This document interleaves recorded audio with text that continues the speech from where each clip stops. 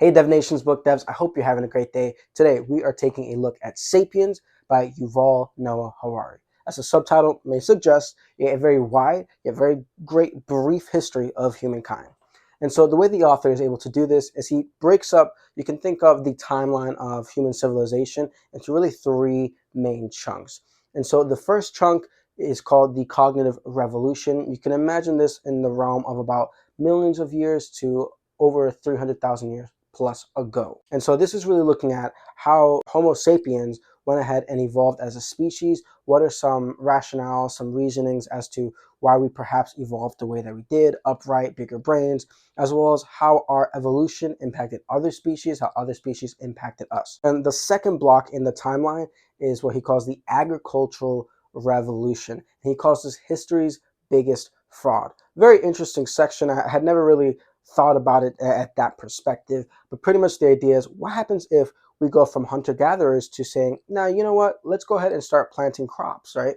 And so he looks at what happens as we start depending more on agriculture and how that thinking and that process impacted us from that time point forward, how that completely changed our society and humanity as a whole from that point onward. Then the third block is what he calls the scientific revolution. And so this is more in the last 500 years or so up to about the present. And he sprinkles just a little bit of like future projections, but really taking a look at what happens if we continue to innovate, if we continue to embrace this science, this research aspect of this world. Because if you look at research is actually like fairly new. Right? We haven't really changed too much up until the last few hundred years. Things have changed, of course, but I'm saying in terms of science and research as a sort of practice, it's fairly new when you look at the entire human timeline.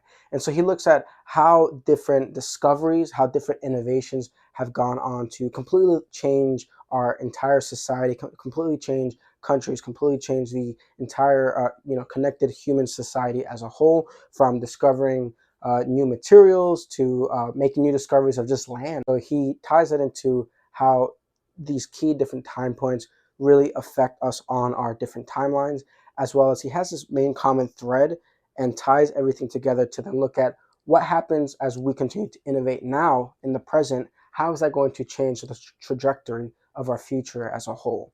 And so I think Sapiens by Yuval Noah Harari, a really great book for anybody who wants to get a solid, very wide yet brief. It is still very brief, around 400 pages, but still brief because you're covering all of humanity.